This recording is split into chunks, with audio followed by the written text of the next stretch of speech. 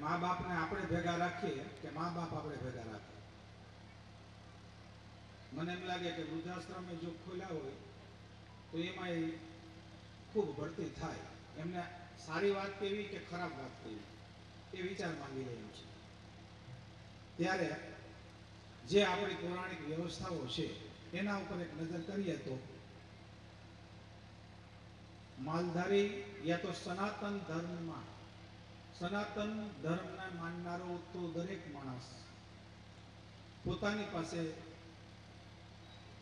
સગવડતા છે એવા તમામ લોકો ગાયોને પાળતા હતા. એમને આવી કોઈ શિબિર કે સલાહો આપવાની જરૂર પડતી જ નહીં. અને એમાં નબળા લોકો હોય, ગરીબ લોકો હોય, આર્થિક રીતે એમની ગાય બીમાર પડે કે તકલીફ પડે તો એમના માટે પાંજરા પર દરેક સિટીમાં હતા. દરેક સિટીમાં, કોઈ એક સિટીમાં નહીં. અને એ સામાન્ય રીતે મહાજન લોકો ચલાવતા હતા.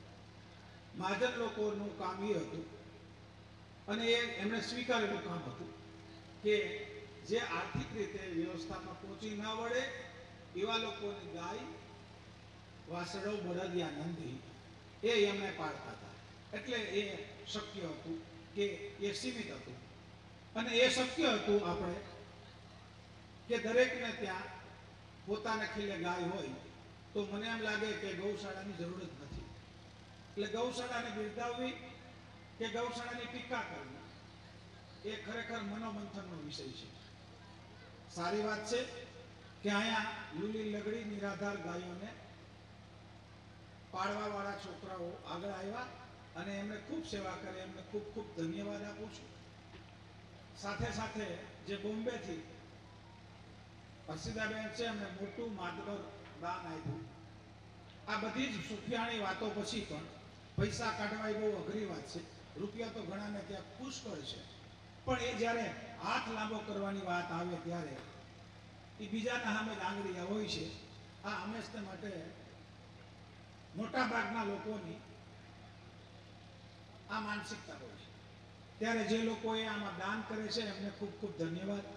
જે લોકો ગાયોના, નિરાધાર ગાયો માટે સેવા કરે એમને પણ ખૂબ ખૂબ અભિનંદન પાઠવું છું.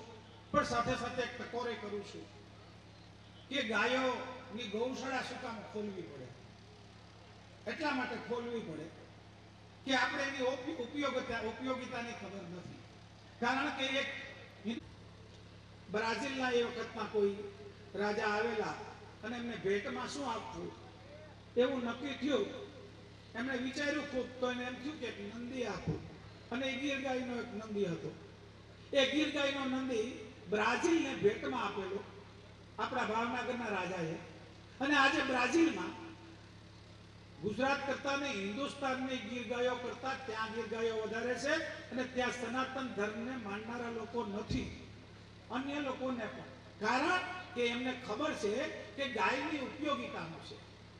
આપણે મનમાં આવે તો ગૌમૂત્રની મજાક કરવા વળગી જઈએ, એમના ગોબર સાણની વાત આવે તો એમની મજાક કરીએ, યા ગાયની પણ મજાક કરીએ. ત્યારે આપણી પાસે એમનું જો સાયન્સ હોય કે આ દૂધમાં શું ગુણધર્મ છે, આ ગૌમૂત્રમાં શું ગુણધર્મ છે, એમના ગોબરમાં શું ગુણધર્મ છે, અને ગાય આપણનું જીવન કેવી રીતે ચલાવે છે, એમની જો માહિતી હોય તો મને એમ લાગે છે કે આ સમસ્યાઓ હલ થાય. એટલે હવે પછીની જે શિબિરો કરે એ મારે ઘણા મિત્રો અહીંથી આવ્યા હતા, એમને વાત થઈ હતી કે ભવિષ્યમાં એવું વિચારો કે ગાય આપણે કેટલી રીતે ઉપયોગી છે. જો એક વખત માણસને એમ ખબર પડી જાય કે મને આ ઉપયોગી વસ્તુ છે, પછી તો એ ઉપયોગી વસ્તુ લેવા માટે તલવાર કાઢવાનો. એને એક વખત ભાન થવું જોઈએ કે મારી આ જરૂરિયાત છે. મને એમ લાગે છે કે એ વાતમાં, ગાયની બાબતમાં સંપૂર્ણ આપણને અજ્ઞાત રહ્યા છે.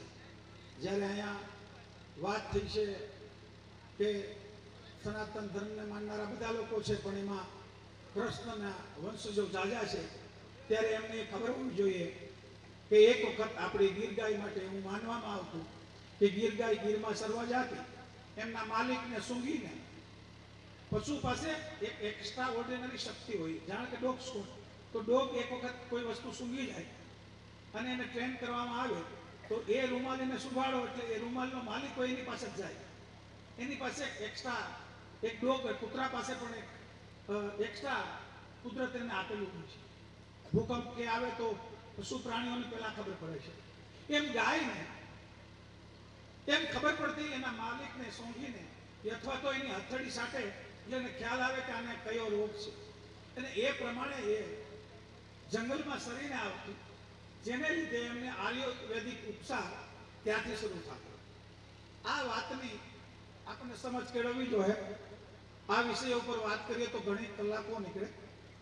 હું એક તો મોડો થયો એટલે ક્ષમા માગું છું. લાંબી વાત નહીં કરતા ગાયને સમજવાનો પ્રયાસ કરીએ અને શરૂઆત આપણાથી કરીએ. અહીંયા મને ગૌરવ છે કે ભાઈ ભગવાનભાઈએ કીધું એમને ત્યાં પણ ગાયો એટલી જ છે, ભાઈ જગવાલભાઈને ત્યાં પણ છે, ભગવાનજીભાઈએ કીધું છે. મારે ત્યાં પણ 25 ગાયો ગીર ગાયો જ રાખું છું. એ પણ આ આમંત્રણ દેવા એવા એમણે પણ જોયું. અને મારી વિનંતી છે કે ગાય માટે સમજ કેળવશું તો મને એમ લાગે કે અહીંયા છે એ અને અહીંયા નથી એ લોકો બધા એમને ગાયની ઉપયોગિતાની જો સમજ હશે તો એ તમામ લોકો પાળશે. જ્યારે એને એમ લાગશે કે અમે આની ઉપર ઉપકાર કરીએ યા ગાયને અમે પાડીએ તો કોઈ પાડવાનું નથી ગાયને, યા તો ગાયને હાચવવાનું નથી. કારણ કે માણસ આજે દિવસે દિવસે નૈતિક અધપતનને લીધે સ્વાર્થથી થતો જાય છે. એ સ્વાર્થી એટલો થતો જાય કે ભાઈ ભાઈની વાતમાં પણ નથી હાલતો, બાપ મા બાપની વાતમાં નથી હાલતો, ત્યારે ગાયની વાતમાં કેમ હાલશે? એટલે ગાયની ઉપયોગિતા બધા જ લોકો સમૂહને, સમાજને, સનાતન ધર્મને નહીં પણ માનવ જાતને, એ જે પણ ધર્મમાં વિશ્વાસ કરતો હોય, ક્રિશ્ચિયન હોય, મુસ્લિમ હોય, શીખ હોય, પણ જો એને ગાયની ઉપયોગિતાની ખબર હશે તો મને એમ લાગે કે દરેક માણસ ગાયને પાળશે. અને આપ સૌ અહીં બેઠેલા સનાતન ધર્મના લોકોને ફરીથી વંદન કરીને વિનંતી કરું છું કે ગાયની ઉપયોગિતા વિશે આપણે સમજ કેળવીએ અને ગાયને પાળતા શીખીએ.